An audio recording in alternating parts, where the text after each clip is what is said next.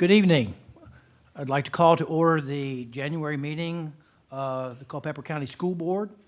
It is our reorganization meeting. I'm Tony Braz, Division Superintendent, and thankfully to everybody in this room, I only get the gavel once a year, so that's a good thing. The agenda calls for a roll call next to the Deputy Clerk. All members are present, so identify that. Next item is moment of silence. Before we enter into a moment of silence, I would like for all of us to think about our thoughts and prayers for the loss of life and property and support for our first responders in California for the wildfires. It's just a horrific event, so please think about that situation. Additionally, please think about and thoughts and prayers for the Michelle North family, former board member.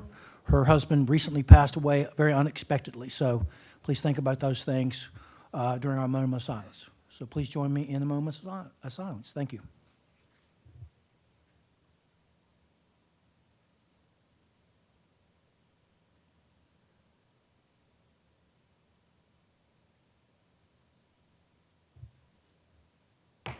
Thank you. Please stand for the pledge.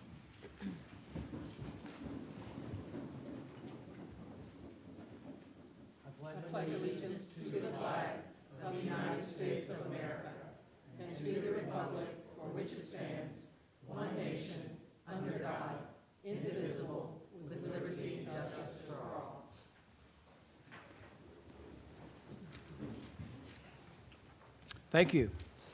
Under item 2, reorganization of the school board for January through December of 2025. At this time, I would like to open the floor to the board for nominations for chair for that period of time. Are there any nominations for chair of the school board for this coming calendar year? Dr. Bradds, I would like to nominate Barbara Brown to serve as chairperson for the 2025 calendar year. We have a nomination for Mrs. Brown. Are there further nominations for chair? Yes, Dr. Bradds. I'd like to nominate Deborah Desilets for the position of chair for the 2025-2026, well, from January 2025 to January 2026. Okay, thank you. Thank you. Are there any other nominations for chair? Hearing none, we will take a roll call vote on the nominations as presented. All of those board members in favor, by saying aye, unless you need roll call for our clerk, for Mrs. Brown to be chair for the next calendar year. All those in favor, please say aye. Aye. Aye. All those opposed?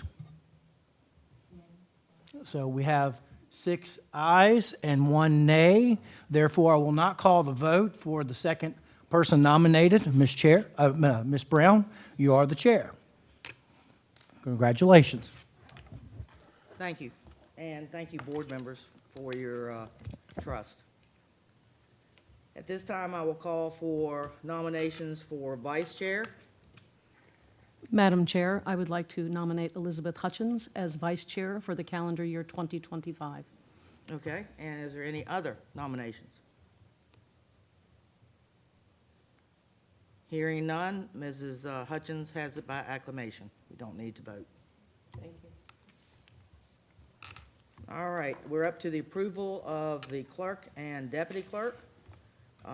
The approval of the clerk and deputy clerk is Mr. Neil Dean, and for the clerk, and Mrs. Sarah Moran for deputy clerk. Ms. Hutchins? I move that we approve Neil Dean as the clerk and Ms. Morand as deputy clerk. I second that. Second. Any discussion? Okay, voice vote. All those in favor say aye. Aye. Any opposed? All right, that is approved. Approval of the designee of the division superintendent to attend meetings of the school board in absence of the superintendent, Mrs. Michelle Metzger. Are there any nominations or any motion to hear? Madam Chair, Yes, ma'am. I move that we approve the designee for the division superintendent to attend meetings with the school board in the absence of the superintendent to be Mrs. Michelle Metzger. Anyone for a second? Second. Second, Mrs. Smith. Any discussion? Hearing none, we will vote. All those in favor of Mrs. Metzger being the designee for the superintendent in the absence of him at meetings, say aye. Aye. Any opposed? Okay.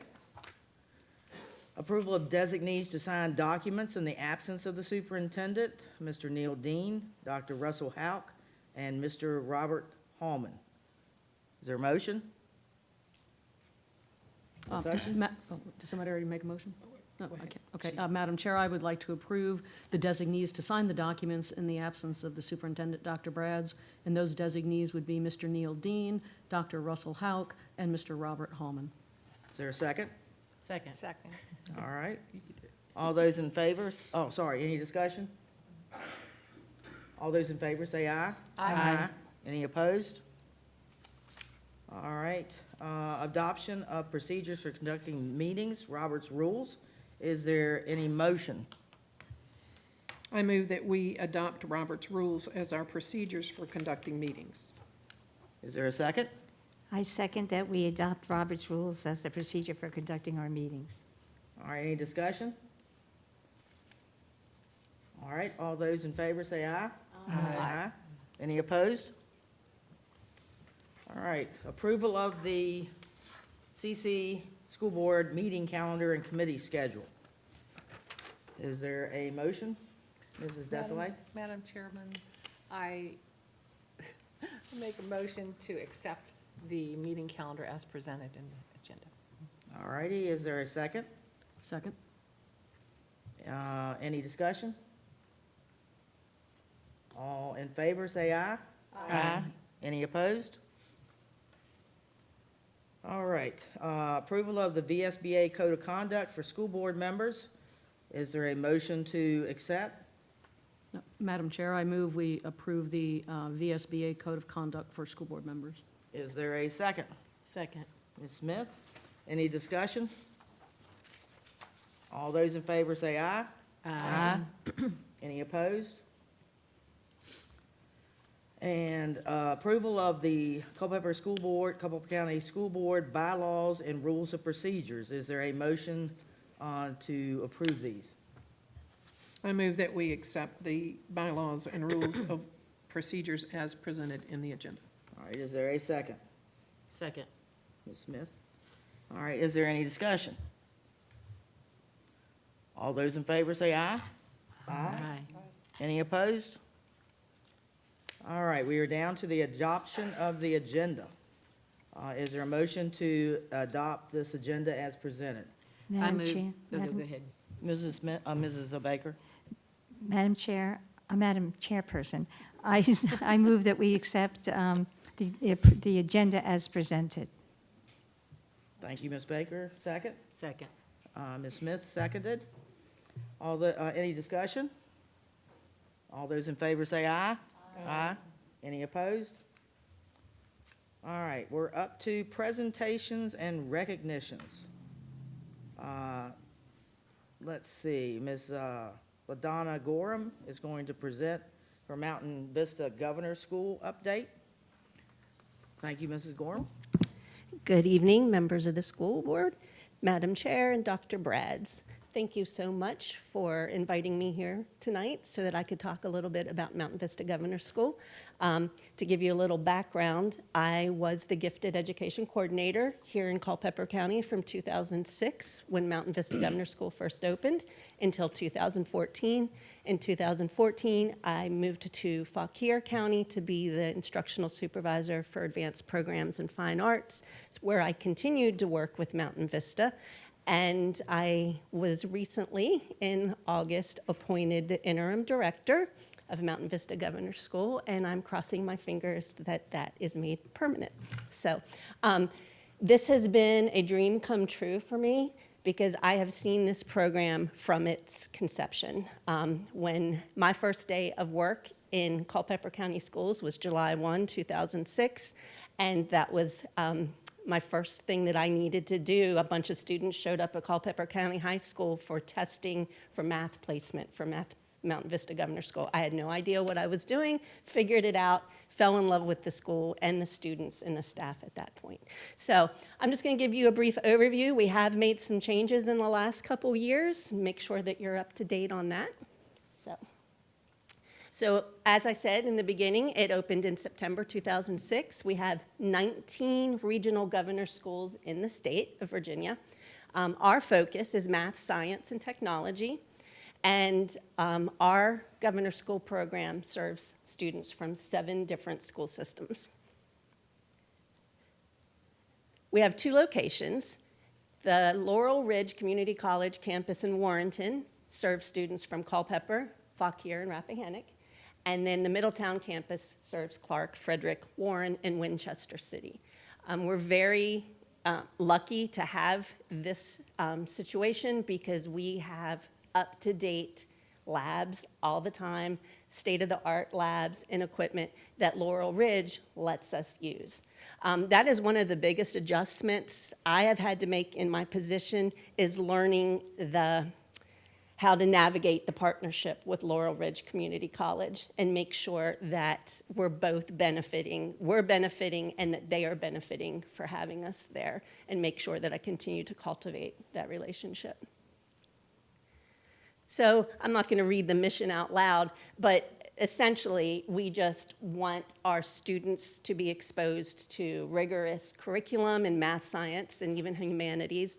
And we want our students to learn to think critically and to be able to become leaders in a global society. So our goals, you can read here. These have been the goals for many years. My goal for a program like Mountain Vista Governor School is to recognize that our students that are gifted or, capable of a very advanced, rigorous curriculum have a place that meets their needs. Our students could stay at their base school and get the same type of dual enrollment and the same type of AP classes that they would get at Mountain Vista. But Mountain Vista is a program that provides smaller classes, cooperation across curriculums, cross-curricular projects, and assignments and opportunities that it's just not possible to have in a base school. So our students are 10th, 11th, and 12th grade students. We started out with just 11th and 12th, and we moved to add 10th grade in about 2015, 16, I believe. To let you know, you have, this year, we started the school year with 4 new Culpeper County High School students and 12 returning students from CCHS. And we had 7 new students from Eastern View and 7 returning students. And last year, we had 5 students from Culpeper County in general that applied but were not able to be accepted because of the limited slots. So, and like I said, these are students that need a challenging, supportive environment. I will tell you a little story on my first day of school about one of your students who will remain nameless, but this will always sit right here in my heart. He shows up and he's like, I'm supposed to be in Calculus 2 right now, but I took the AP test in May just because I thought I could do well, and I scored a 5. Do I need to sit in Calculus 2 again? No, you don't. We'll find a way. We offered him multivariable calculus, and now I tease him all the time for going rogue. I said, you're not going to go rogue on me again this summer, are you, and take another AP test? And he's like, no, I'm not going to do that. But these are the type of kids that we have. He was able to get a 5 on one of the most difficult AP tests without ever taking the class. And we were able to meet his needs. Our enrollment for 2024-25, we started with 205 students. Our alumni go everywhere. It is a very heated competition every year, though, between Virginia Tech and UVA. 5 years ago, it was UVA out ahead. Virginia Tech, the last 3 or 4 years, has been the most popular school. This is actually 3 students from the Warrenton campus who met at Mountain Vista and 2 of them decided to room together, and the other one is right next door. So lifelong friendships are made. We also have 3 students from the Warrenton campus this past year that got accepted to Embry-Riddle, and they are all hanging out together down there as well. Our faculty, we have 1 new faculty member this year, and we stole him from Culpeper County High School, sorry. He's doing great. We have a new office manager over on the Middletown campus, and of course, I'm new. So this is one of our first staff pictures that we have. Our teachers understand how to and have a desire to teach gifted students. They are all required to get gifted education training and have advanced degrees. They need to be qualified to be in dual enrollment instructor for Laurel Ridge Community College. So our day is a lot different from most other traditional school programs. Our students are with us from 7:30 in the morning to 11 a.m. We have blue days and green days. Blue days are Mondays and Thursdays. Green days are Tuesdays and Fridays, which takes a lot. At first, the kids get really excited. Oh, I got an assignment that was assigned to me on Monday, and it's not due until Thursday, and they find out very quickly that waiting until Wednesday night isn't going to work for them. And so we really have a lot of resources for them. We try to teach them this time management. It's a lot of things that students don't experience until they go away to college. And when they're away in college, they're away from their families, they're away from their childhood friends, they're away from their support system. So we've had many students that say, my first semester at college was a breeze because I had to learn all of this at Mountain Vista. Our Wednesdays, our flex days, are focused learning experiences. We like to say that they are days that are still learning days, but ungraded. So the things we do on Wednesdays, if we have field trips, we will go on a field trip. This was from the junior field trip where it's a scavenger hunt competition in Washington, D.C. They found a megalodon. We are the Mountain Vista Governor School megalodons. They found one. They had to get their picture. There's a Culpeper County High School student and an Eastern View student in that picture. And we do Verdun for team building for our 10th graders. They spend 3 days at Green Bank Observatory in West Virginia, where they learn about the satellites and the telescopes, and it's a fantastic experience. They go canoeing down the river, they take water samples for environmental science. They get a lot of field experiences. We try not to say field trips, field experiences. We have STEAM groups, and these are like clubs where students sign up for something they're interested in. On this campus in Warrenton, we have a small electronics class where they learn to take things apart and put them back together. We have students soldering. We have the equipment and stuff that Laurel Ridge lets us use, which is amazing. We have a STEAM group that is Keeping It Real. Mrs. Hoover's daughter actually runs that, and she and another student from Eastern View run that, and they watch old movies and they try to evaluate its value and, would it be popular today? And they start with the decades. So they watched Bill and Ted's Greatest Adventure for the 1980s. So that was right before Christmas. That was great. I was in the room for that one. We have seminars, which are guest speakers, but I also do seminars. Our school counselor, we have a part-time school counselor. She will do seminars on procrastination, applying for college. We're always looking for people that have interesting things to teach our students. And so if you know anybody and would like to be a seminar speaker, we would gladly take them.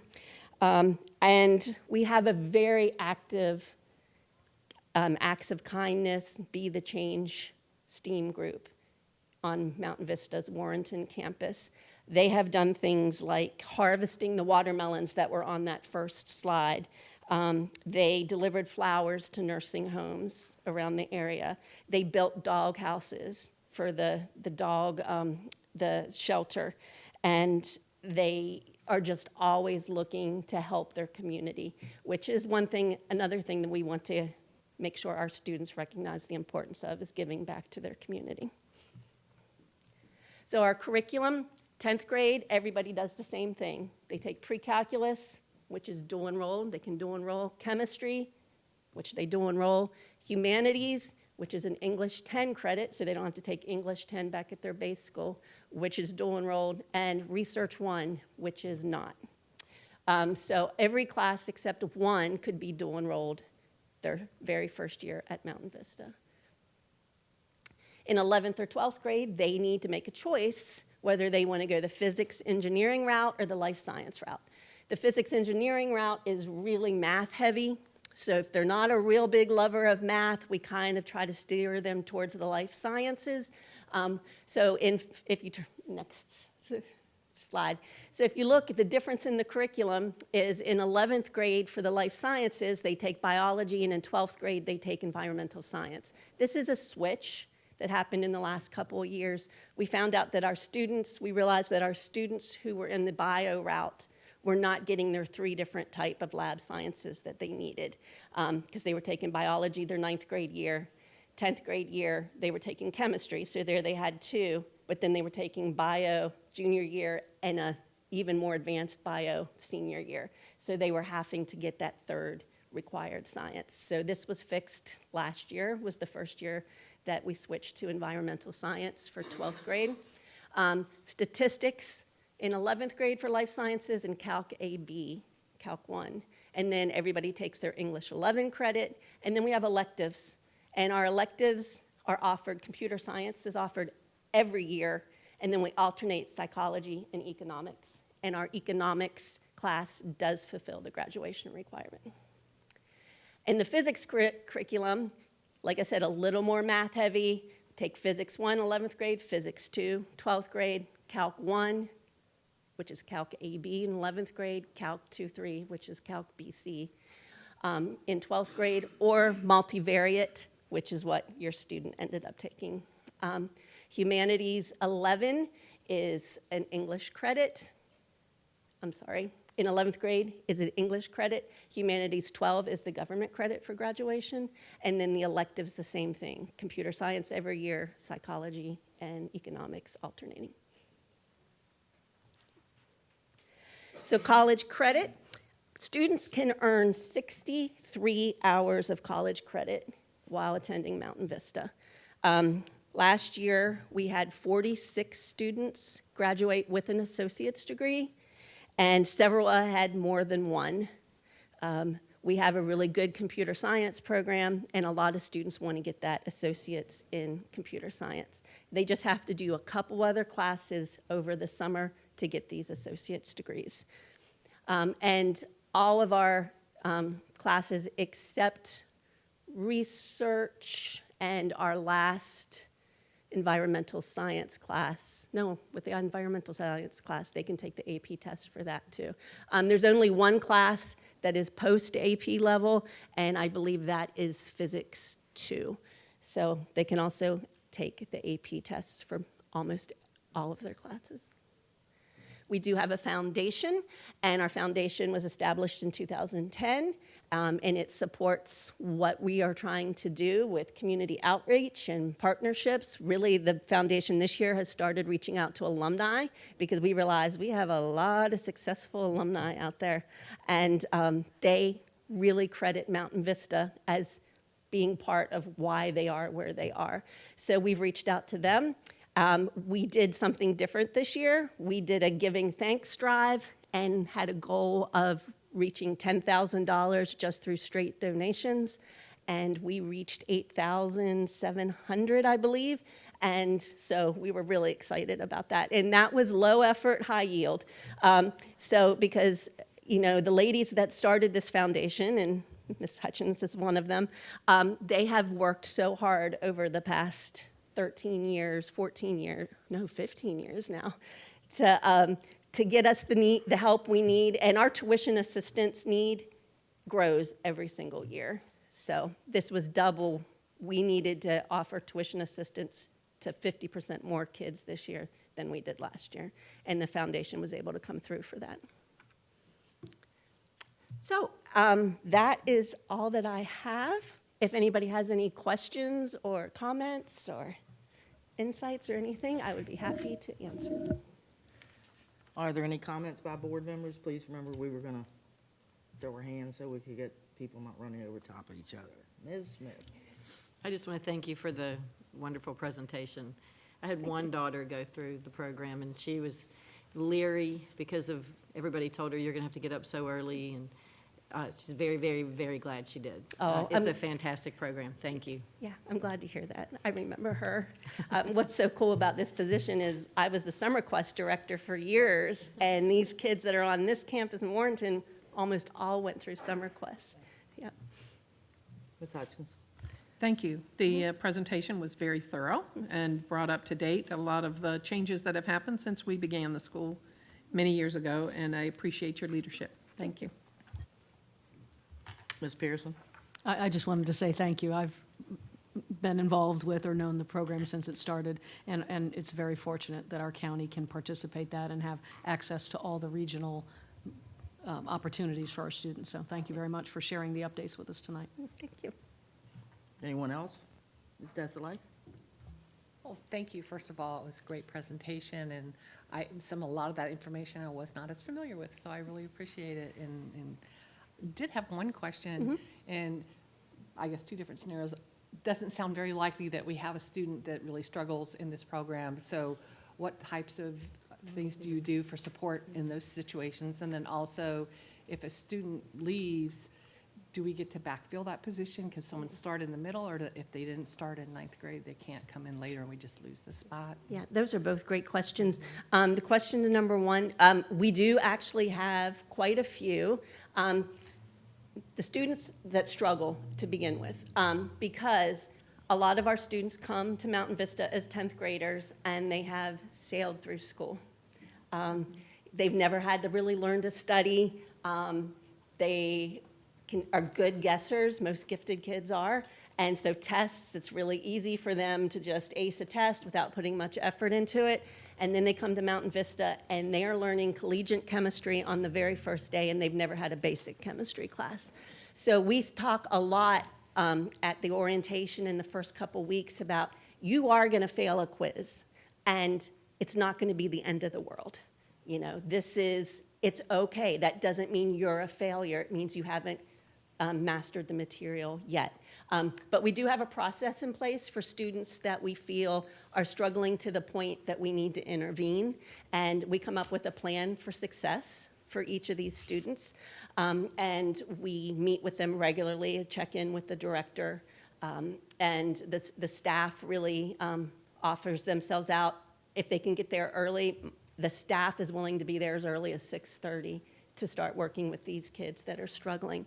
That being said, there is one instance in which we don't go through that whole process, and that's if a student is experiencing major mental health issues, and it is a need to remove them from this environment in which is causing panic attacks or meltdowns. And we've had a couple at each campus this year.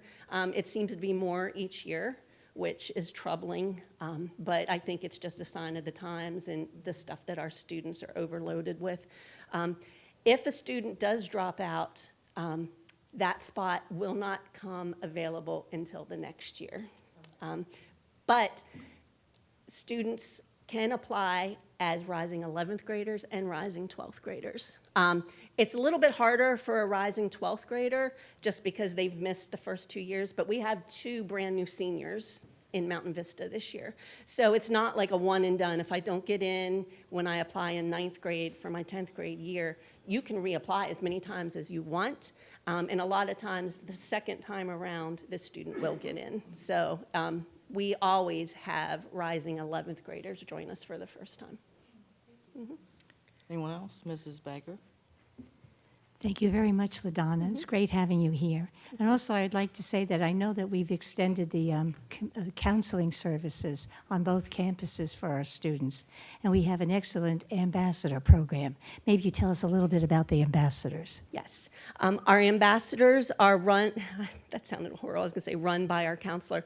The ambassador program is run by our counselor. Our counselor is Debbie Raven. She is part-time. She's a retired counselor with like 40 years experience, but she works part-time for us, and one of her jobs is she developed this ambassador program with upperclassmen that act as mentors and act as resources for recruitment and such. They are great for a student panel.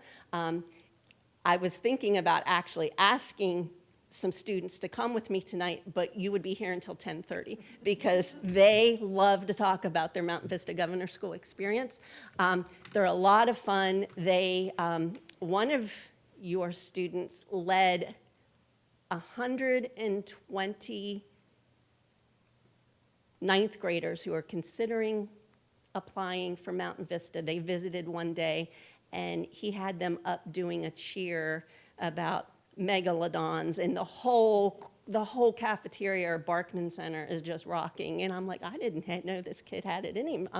But it's really, they are, and what the title suggests, ambassadors. They are to get the word out and to let students know what Mountain Vista can do for them, and then also to be there and mentor them. They can tell the 10th graders, hey, everybody fails the first chemistry test.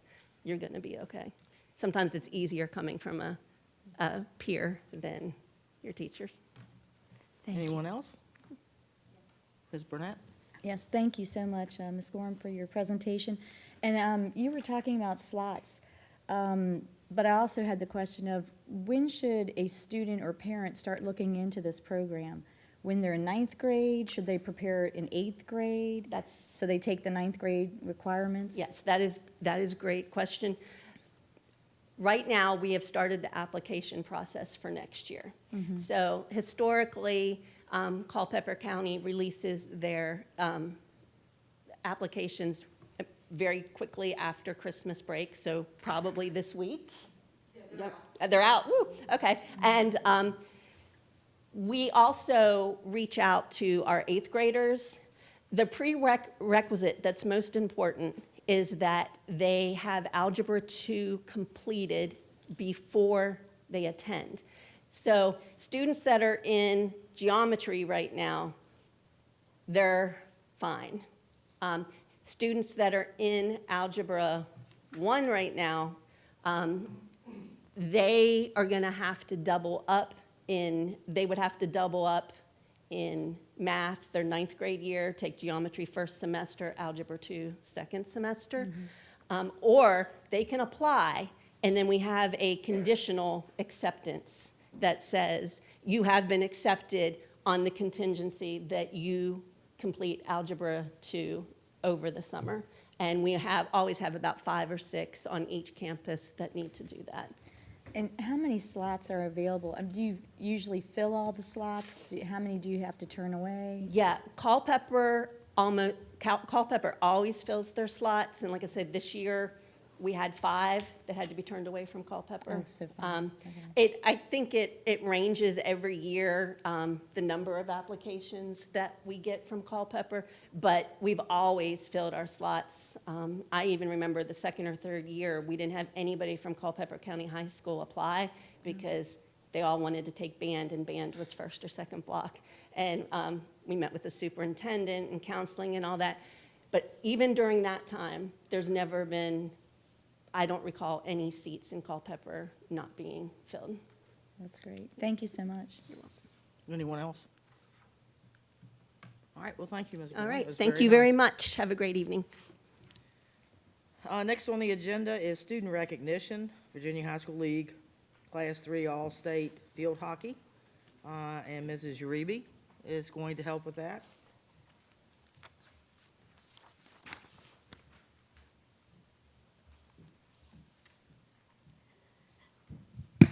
Good evening, everyone. I'm Kathy Uribe, for those of you that don't know me. I'm the head field hockey coach at Culpeper High School. I came back to the program just 3 years ago. 5 years ago from, I guess this past year was the last time we had been to states. And this year, through a lot of struggle and triumph, we became the underdog coming into regionals, and we made it to the Final Four of states. And with me tonight, I'm here to dote on Kendall Healy, AKA Wanda, Doll, Kenny, by many names she goes on the field. But she made second team All-State for defense. So Kendall, if you want to come over, I'm gonna dote on you just a little bit. So Kendall played field hockey for 4 years on varsity. I was with her for 3. Kendall was the anchor of our back line. She was the heart and soul. A lot of the times, because my voice doesn't carry, you have Kendall out on the field coaching the team for me. In just in the preseason, she had 89 turnovers this year.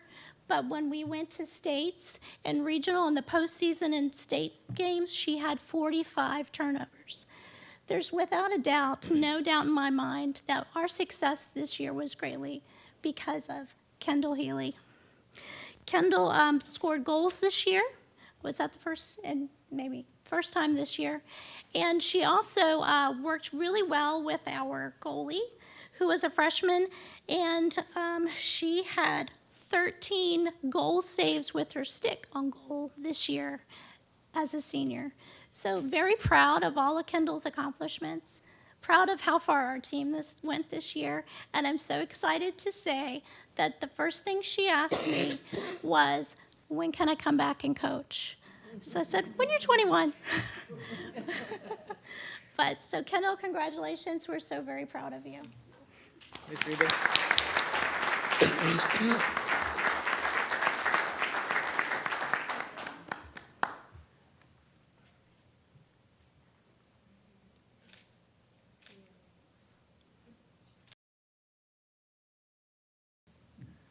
Thank you. Principal reports. Floyd T. Benz, Middle School Principal Report from Mrs. Kilby. Good evening, Madam Chair, school board members, Dr. Brads. Thank you for this opportunity to share with you a little bit about what we've got going on at Floyd T. Benz. So we've got a presentation that we're going to go ahead and we'll play first.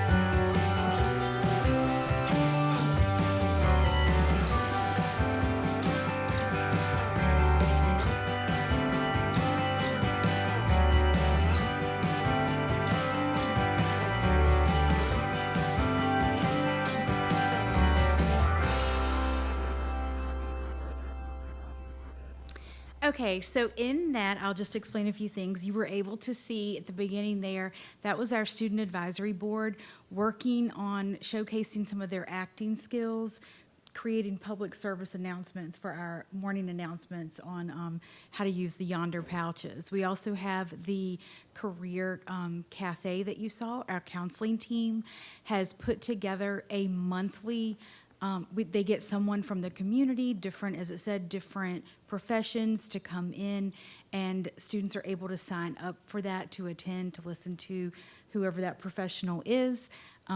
We've had, as you saw, we've had a variety of people come in, from a college student, a park naturalist.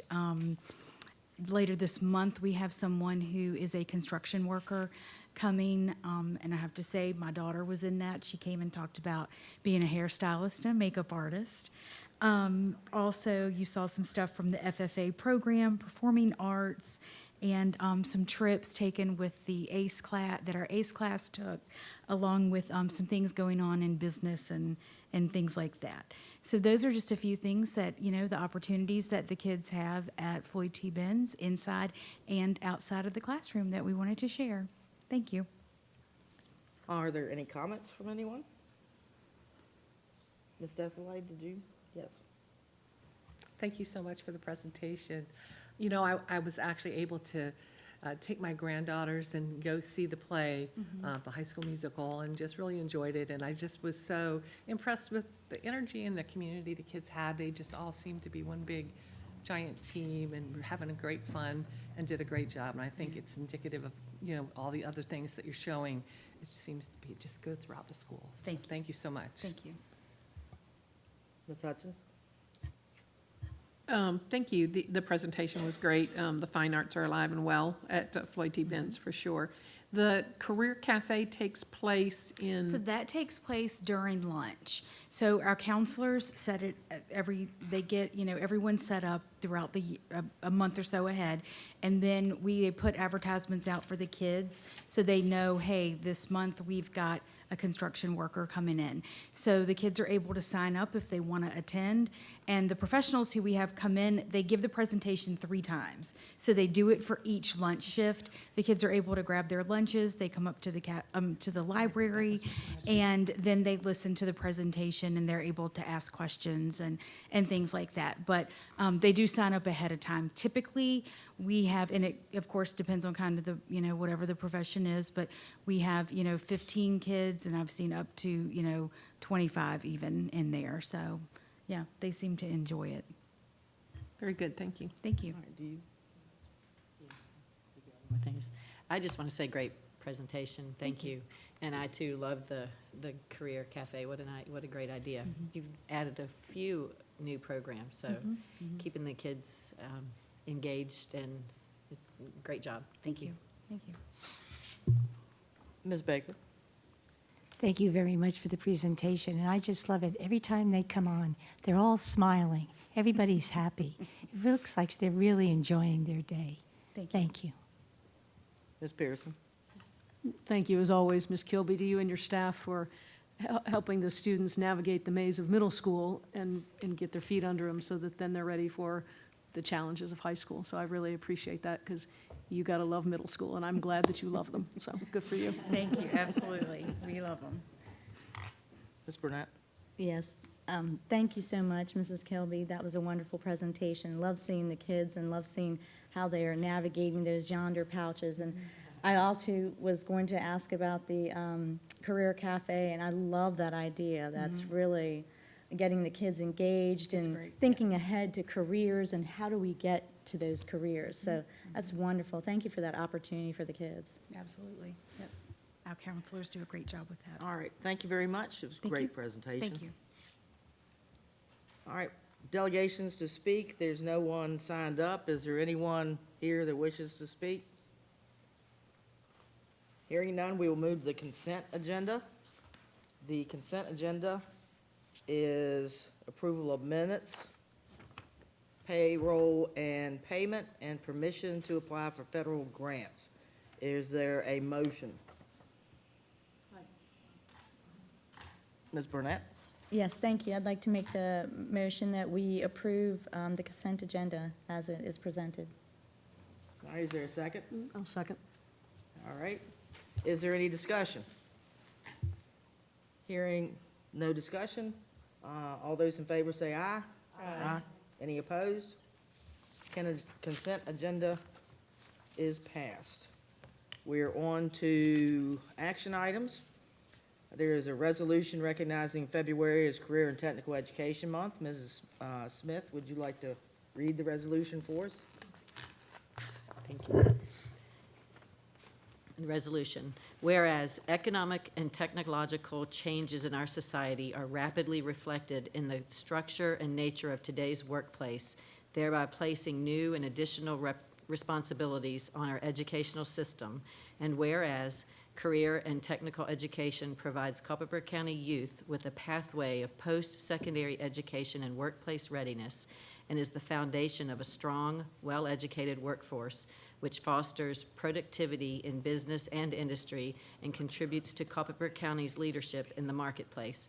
And whereas career and technical education gives high school students experience in practical, meaningful applications of core skills such as reading, writing, and mathematics, thus improving the quality of their education, motivating high achievement for all students, and giving all students leadership opportunities in their chosen careers and in their community. And whereas career and technical education offers individuals lifelong opportunities to learn new skills, which provide them with career choices, expanded earning potential, and job satisfaction. And whereas the ever-increasing cooperative efforts of career and technical educators, career and technical administrators, and business and industry representatives stimulates the growth and vitality of our local economy and prepares students for careers in high-demand, high-wage, and highly technological skilled areas in a global economy. Now therefore, be it resolved that the Culpeper County School Board hereby proclaims February 2025 as Career and Technical Education Month. Adopted January 13, 25, we hope. Is there a motion to approve this? Yes, Ms. Madam Chair, Desi. I'd like to make a motion that we approve the resolution as read. Is it- Second. Okay. There is a first and a second. Is there any discussion? Hearing none, all those in favor say aye. Aye. Opposed? All right. Next up is the second reading and approval of the school calendar for 25-26 and for 26-27. The first reading was on December the 9th. Is there a motion to accept the school calendar 2025, 2025, 2026, 2026, 2027? Mrs. Baker. Madam Chair, I would like to make a motion that we approve the second reading of the school calendars for 2025, 2026 school year and 2026, 2027 school year. Is there a second? Second? All right, Ms. Pearson, second. Any discussion? All those in favor say aye. Aye. Any opposed? All right. Superintendent staff reports. Dr. Brads? Madam Chair, members of the board, just a very brief update as we look forward in the next 2 weeks, staff preparing for information for our first budget work session. We did receive a calc tool last week. It was a bit later in the cycle than normal.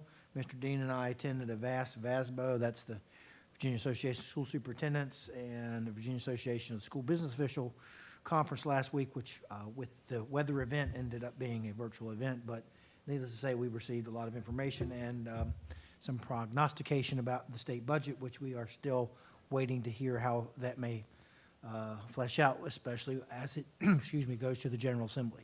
As you know, we will typically look at what the governor has proposed in the budget and what each house comes out with in terms of this budget cycle, budget session, excuse me, of the General Assembly session. So just stay tuned on that, and as we unpack what's in the calc tool and prepare for our work session in 2 weeks. The other thing I'd just like to say is it's not every day that we get to say that during the State of the Commonwealth address, there was a shout out to Culpeper County Public Schools, specifically the innovative lab school that we have in collaboration with Rappahannock and Orange and Madison, and of course Culpeper that we have at the Daniel Technology Center, where our students can participate in the Future Educators Academy. We're excited that we had a student there. Miss Riley Edwards and her family were present and recognized by the governor, and Culpeper County Public Schools were recognized today. So I think it's a banner day for Culpeper, and once again, this board helps lead with innovation for opportunities, amazing opportunities, as you've heard here this evening, but another amazing opportunity for our students and really our families as well. So thank you. Happy to answer any questions you may have. Are there any questions? All right, hearing none, Mr. Dean, finance report.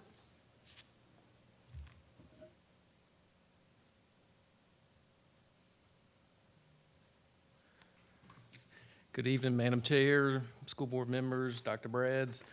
Tonight's finance update, similar as usual, we'll start with revenue and specifically look at our average daily membership. As mentioned last month, it started to level off, and surely it has. We actually improved 7 members month over month, so that decreases our shortfall, budget shortfall, down to $603,000, which is an improvement of $55,000. So I will say, like, our enrollment remained flat at 8,300.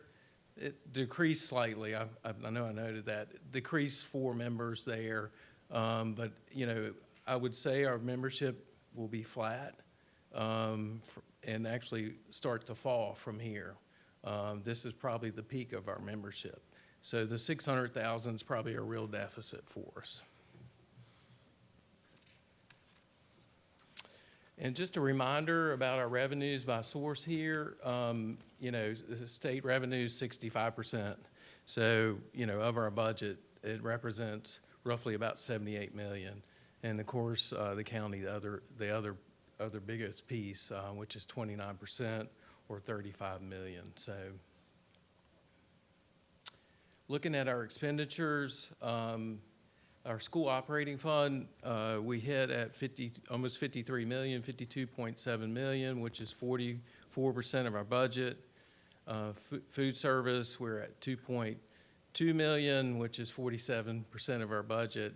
You know, again, I would just say that we're consistent with prior year. So I'll show that in our next slides.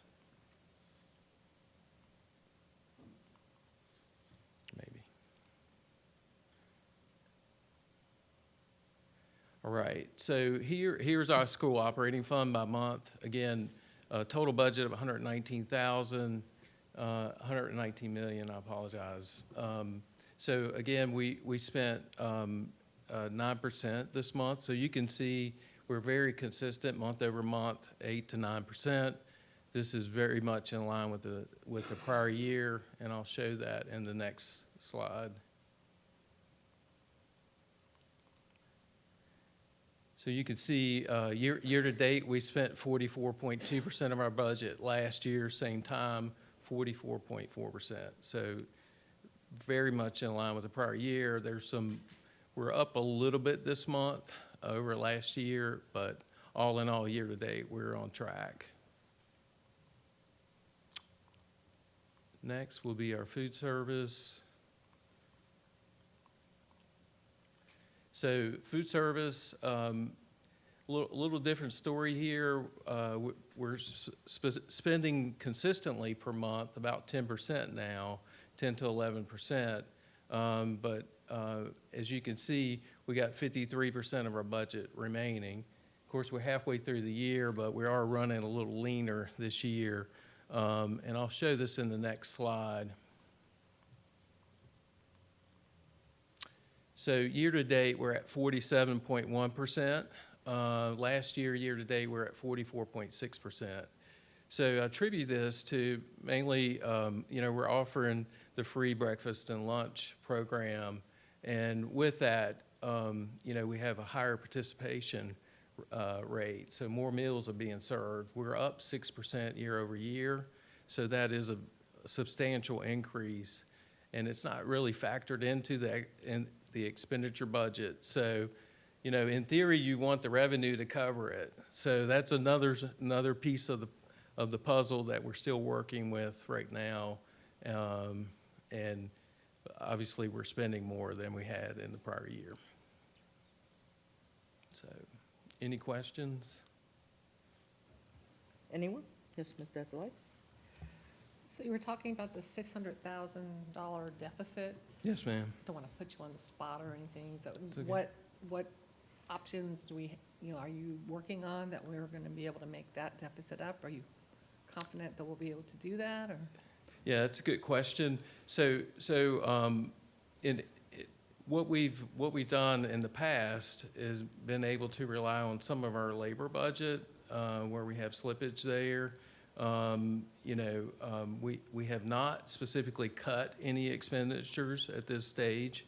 And I think once we go through this budget process this month in January, I think that will give us a better idea on where we need to look at or where we can save. We have some big ticket items out there as well, things like laptops for teachers. We don't want to cut things until we absolutely know what a good projection would be. So for sure, we know we're heavy on the state revenue line, and we're going to have that deficit.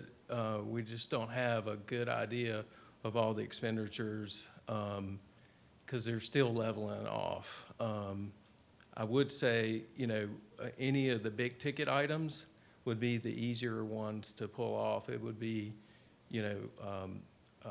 laptops, any major repairs that were not critical. We could postpone them, like carpet or flooring or something of that nature. You mentioned that the school lunch program is a big, piece of that. I think do we have some local community, companies that are helping?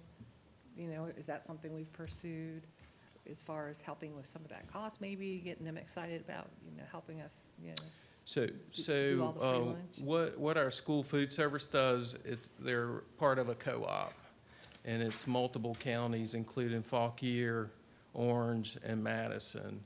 And so it's a bid program that we're on. So we collectively, as a co-op, we're getting the buying power of a bigger system by having this co-op. So I think we're leveraging that piece. I know we're locked into the contract for the year with the local company. Merchants Grocery is who supplies us. But we are locked into that contract for the year.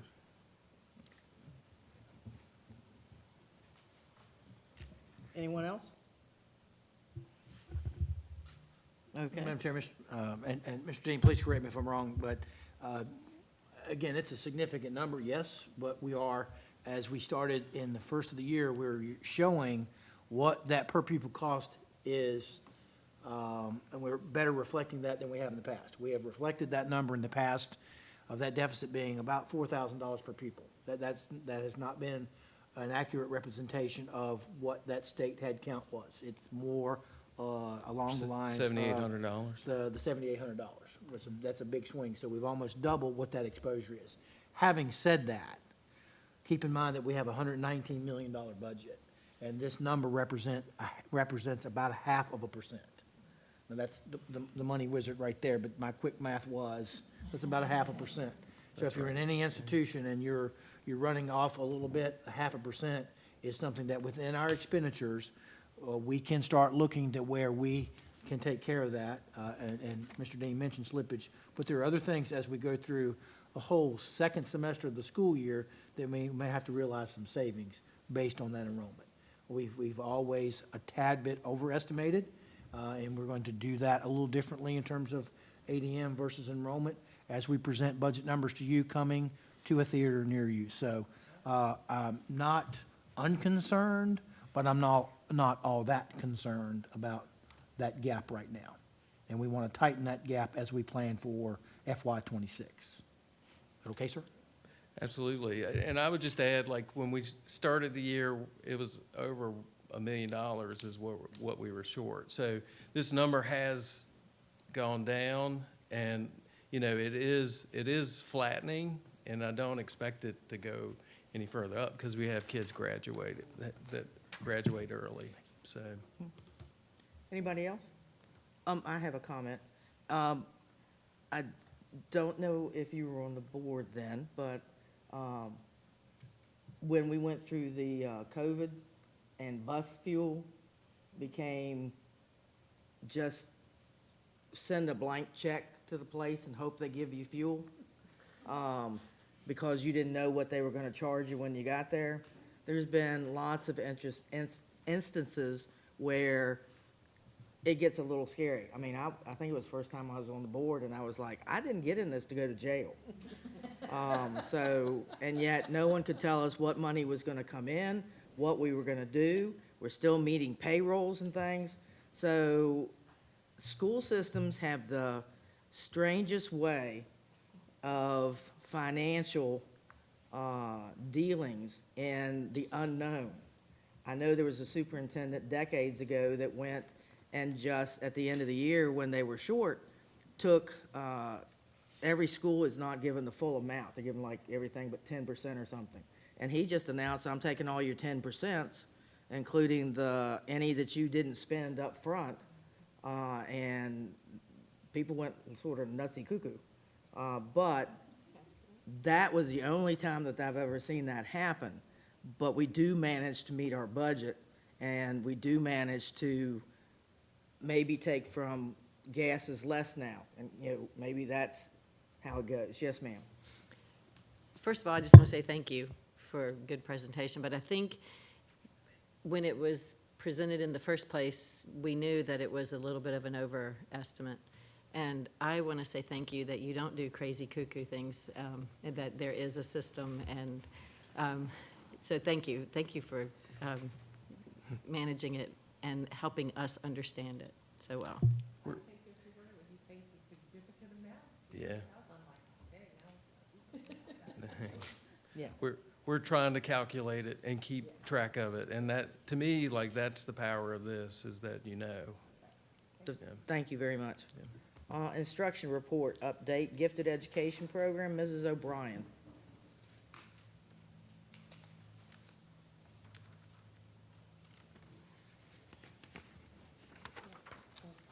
He keeps me from knowing nutsy cuckoo. Yeah. Good evening, Madam Chair and members of the board. I'm going to do a brief update on gifted education. Here he goes. So who does gifted education serve? Currently, we serve 696 students. 183 of those students are from elementary, but that number will continue to grow here in the next month or so, because in second grades, when we really start the gifted identification process, and they undergo a universal screener, and from that screener and teacher referrals, we generate that more gifted identification. I would still say I probably have several elementary schools that have to go through gifted eligibility, so I know that number will continue to grow over the next month or so. We have 214 middle school students and 299 students that we serve. And when we talk about our gifted education students, they enroll in a program called ACE, Academically Challenging Education. We continue to support our students. These students, when you're talking about gifted, these are students who are generally have they have abilities that are above their normal age peers. So we want to try to provide service to them to help to cultivate those talents.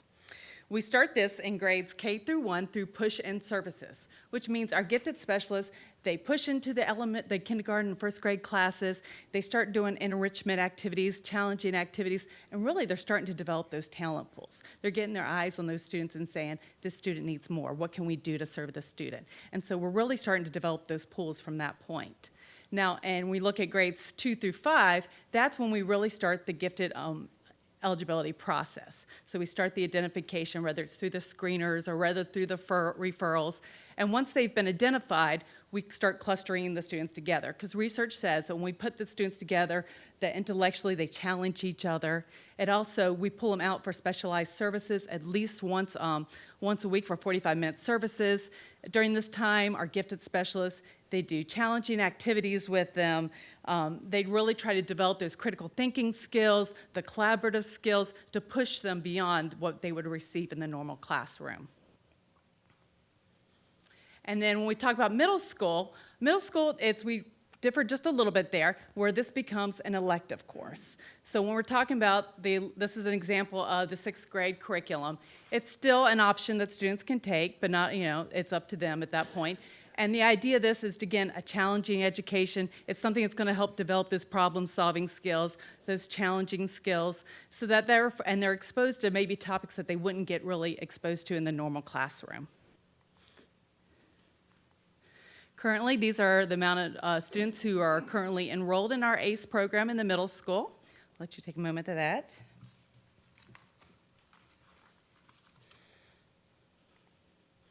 And then middle schoolers also have the option to apply to Summer Residential Governor's School, which is called Summer Quest. And during this time, Emerald Hill hosts it for about 2 weeks each year. And this is the opportunity for students to take courses in areas of interest that they're enjoying, whether it's history, English, drama, science, or art. And the classes always revolve around whatever the theme is. This year's theme is going to be Spy Quest, which should be a lot of fun. Typically, like saying last year, I think I received about 32 to 35 applications for about 20 spots. So it's very popular. The kids enjoy it, and typically they want to come back year after year for it. As we go on to high school, the services change just a little bit there. They have the opportunity to apply for Summer Residential Governor's School. As Ms. Gorham talked about, the Mount Vista Governor's School. They can apply to Virginia's Governor's World Language Academies. And of course, they always have the option to do advanced placement and dual enrollment courses. When we talk about Summer Residential School, this is some of the classes that they can apply for. Last year, we had one who was accepted at theater, and we had 2 others who were accepted, one to the School of Humanities and one for the School of Math, Science, and Technology. Of course, not just gifted students can apply, even though it is geared toward them. Any student who has a teacher recommendation can also apply. And it's a residential course. They normally spend about 4 weeks at the local university, and it's a residential. Additionally, we have students who apply at the Virginia Governor's World Language Academy. We also had 2 students last year who were accepted, one who was for French and one for Spanish. Again, it's a residential program. They spend several weeks there, and they're completely immersed in the language. So that's an amazing experience also. And Ms. Gorham's already talked about Mount Vista and what an amazing group of kids that is. I once asked a senior at the end of last year, if you could do it again, would you do it? It's a lot of work. A lot of times my 10th graders are coming to me going, I don't know about this, I don't know about this. I'm like, hold on, you'll get there. And then the person said, yes, I found my people. And I think that's really what it is. They found their community at that point. Now, when we talk about our gifted specialists, yes, they do. They provide service to our gifted students, which is amazing, but they also provide so much to our rest of our student body, too. They push into those Tier 1 classes. They do enrichment activities. They pull them out. They give them advanced instruction in math and reading. So really, it's more than just servicing our gifted students. They service all of our students, and they really tried to cultivate those talents. And sometimes they start finding gifted students that may have not been referred along the way. So I think that's amazing, too. I also give a shout out to our gifted specialists because they do so much more. They organize school and county tournaments. They organize their school's Math 24 tournament, the county Math 24 tournament. They do their school's spelling bee tournaments, the county spelling bee tournaments. Our middle school specialists this year are bringing back the science fair. So they do so much more. And a lot of times, even on their lunch breaks, they're doing spelling bee clubs and chess clubs and more than just what they get from the normal day. So I find that pretty amazing, and they are a great group of people to work with. There we go. And finally, I'd like to give a shout out to my Gifted Advisory Committee. They meet 3 times a year. They're an amazing group of individuals that consist of teachers, administrators, counselors, students. Ms. Pat Baker serves as our school board member, and parents from all the various schools and districts. They really help to look and advise our plan, read through it, and help us to evaluate it and continue to improve on it each year. And so for them, I'm incredibly fortunate there too. So at this point, are there any other further questions? Anyone wish to speak? Mrs. Smith? I don't have a question. Okay. I want to say I really appreciate your excitement for this. You know, we don't want to miss any student who needs this extra I agree. push, and thank you for just how committed you are. Yeah, they're an amazing group to work with. Ms. Pearson? And I wanted to echo those comments. I know Summer Quest has been going on, I mean, ever since I've been around Culpeper, and it provides a lot of great opportunities, but also the summer residential academies, particularly for the high school students.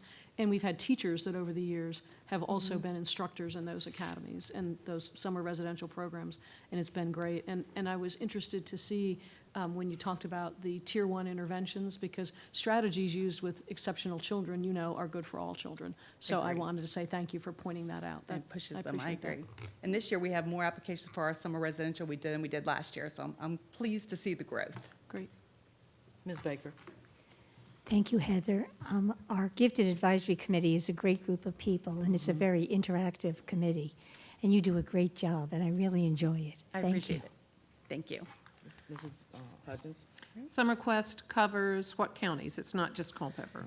No, it is Rappahannock, Fauquier, Culpeper, Orange. Madison? Yeah, I Yeah, think so. that's what I thought. Okay, Yeah. thank you. It's definitely a regional, and like I said, a lot of students apply for a very small amount of spots there. Any other?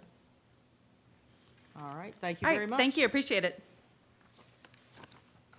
All right, operations report, Dr. O'Brien.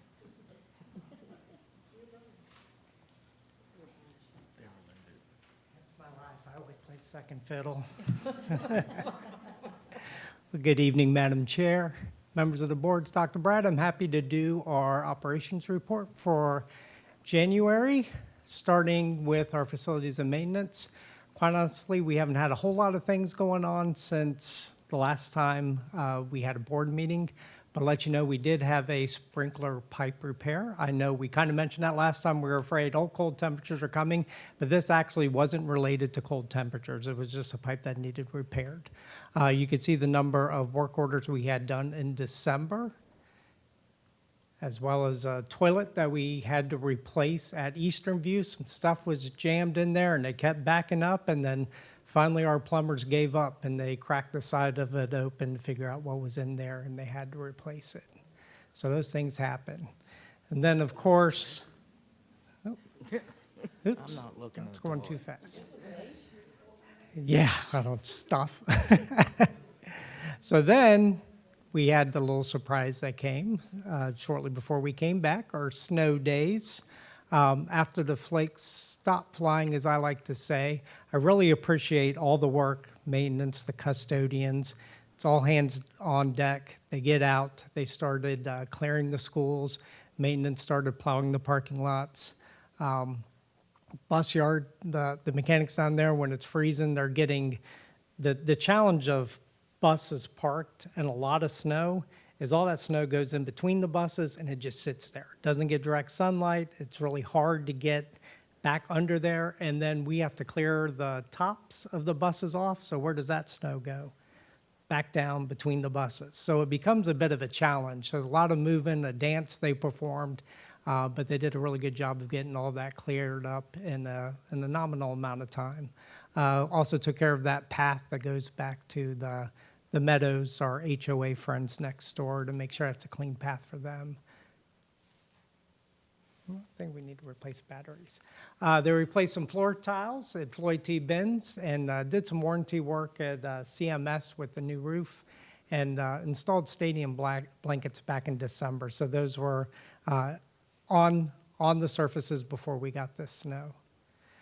This is kind of interesting to me. I took some notes about this. We did get a quarterly report that was done by Affordable Energy Concepts.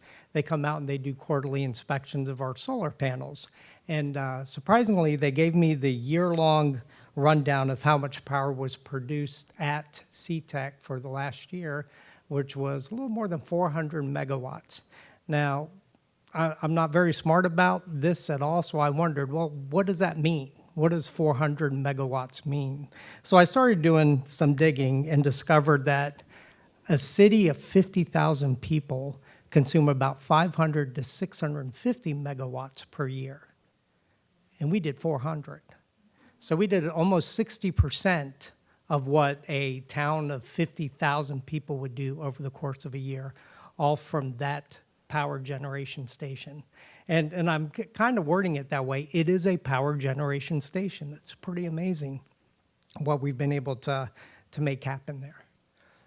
Here's our counts, and at first, you already heard Neil talk a little bit about where we were on the food budget, and I started to look at this, and I'm like, oh, well, where's our numbers going? And then I discovered we actually had one less day this December versus last December, so that kind of accounts for a little bit of the wonkiness of this, because we have been going pretty well consistently in participation on the rise, with the exception of a la carte. So I'm not overly concerned by that because we did have an extra day off. But lunches were up as well, which is good to see. And then we have our CEP percentage, just as I reported last time, where we're at, still about 41%. I did talk to the director, Greg Beamer, about, hey, are we doing any food sampling? I haven't had that in a little while. He's still working on that. I'll say the big secret is a kind of popcorn chicken thing coming, so I'm sure everybody would be excited to see that. Technology, you can see how we did on our work orders. We're still working on our Gaggle implementation. This, over the winter break, we do a lot of rolling over of software, getting ready for the new semester. We did just finish our request for proposals for new internet service that we do in conjunction with our E-rate advisors. So we're going to see if we can find either a better deal or better service as well when we start looking at our internet providers. And we're doing an end-of-year review of our security protocols as well, which is something we do every year. Now onto the big show. There we are with our stop arm camera violations.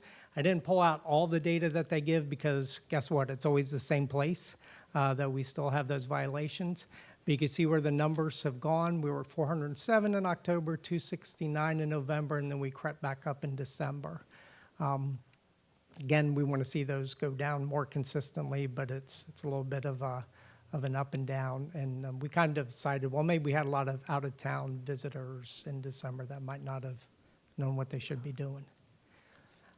Yeah.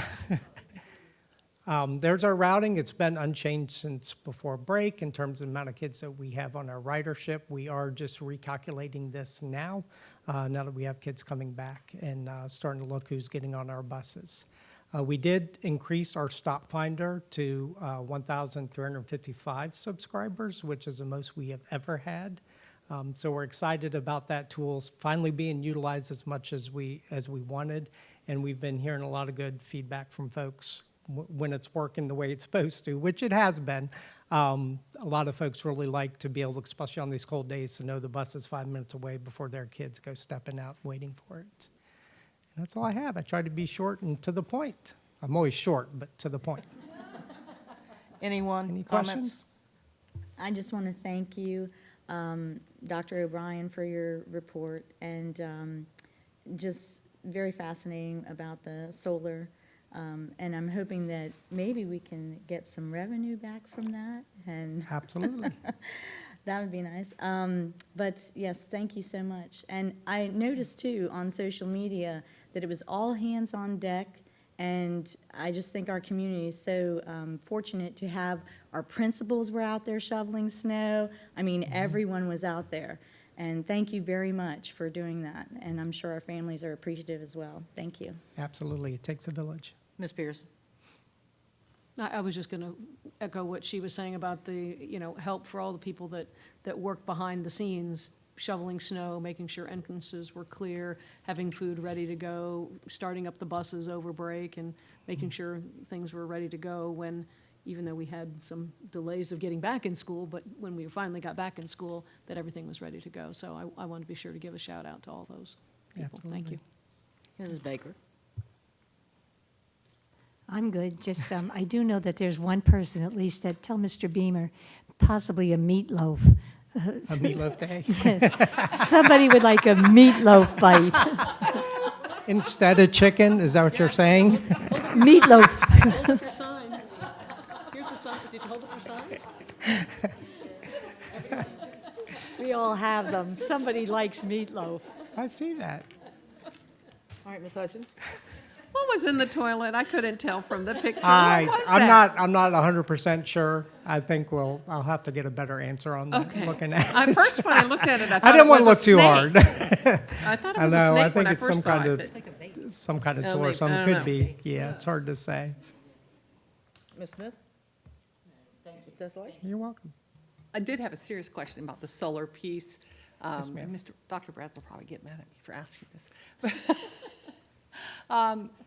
With regards to getting revenue back, I'm looking for that $600,000. So I'm trying to figure out, what can we do to get some of this revenue back for Rappahannock that we're giving them a city's worth of power and we're using, such a small amount? Like, is there, Ms. Desolé, you're not going to get it there. Sorry. We are getting revenue back from the power generation. but not that much? No. Not enough. it does Not count. even as much as we deserve, though, right? Correct. I won't quote you, Dr. But I Brads, will I'm sorry, I put mention, you on the spot. as I did previously, we are going to put charging stations there for electric buses. So eventually it then. that's free fuel. So that's Okay. definitely going to help to impact I'm- our bottom line on that front too. All right. Thank you very much. All right, thank you. All right, we're up to board member comments. We will start with Ms. Burnett. Thank you so much. Thoroughly enjoyed this meeting and getting back to the new year, but the second half of the school year. And I just learned so much today. The Career Cafe was amazing. And, the solar energy output and everything. The science fair coming back, amazing, and so happy to hear that. That is incredible. And I think that's all I want to say. Happy New Year. Thank you. I want to say welcome back, everybody. I hope you were rested, rejuvenated, ready to go for the second term. Also, we already gave a shout out to all the people that did the work over the winter break, getting ready for school. But I want to give another shout out to our admins. Evidently, this is Principal and Assistant Principal Appreciation Week, and I just have a little idea of what you do, and I want to say thank you for all your hard work on behalf of the students and the teachers and the staff and the parents and the families. It really makes a difference when you're advocating for students. And then I'd like to offer congratulations to Chairman Brown and Vice Chairman Hutchins. Continuity is important, and I think we have a great team in place with all of our board members. We've been working very well together, and so here's to another great year of working together in 2025. Welcome back. Ms. Baker? Oh, I've probably said enough, but I'd like to say Happy New Year, especially to our usual suspects out there. Happy New Year. Ms. Hutchins? I'd just like to echo the thanks to all the staff who helped to get the schools ready to open despite the crazy weather we've been through, although I've enjoyed the snow. It's been good. Thankfully, nobody's that I've heard of has had any major issues as far as being on the road. There have been accidents, but not our folks. So, and I want to thank you, board members, for your support and your vote of confidence. And Happy New Year, everyone. Ms. Smith? Really, I feel like I've said enough tonight. Just as I always want to say, thank you to our admin and our staff for all they do for our students. And I'm very proud to be a part of this division. Ms. Desolé? All right. I have no need to know anything about the toilets in the school system. Just to get that clear, don't feel like you need to let me know. I would like to say that I saw a lot of things about, why aren't we shoveling the sidewalks in the community as a school system? And no, we don't shovel the sidewalks in the community. We take care of the schools very well, but those kind of things are not ours.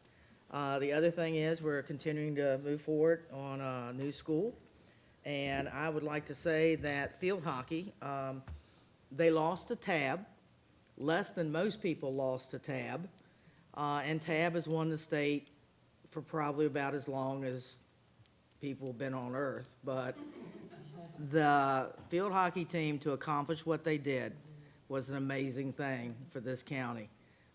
So I just wanted to do a shout out that that is a pretty big deal for us. I'd like to thank my colleagues for allowing me to be your chair one more year.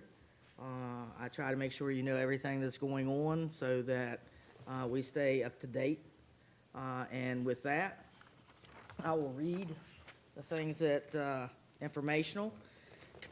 Committee reports are on the web, as is the membership.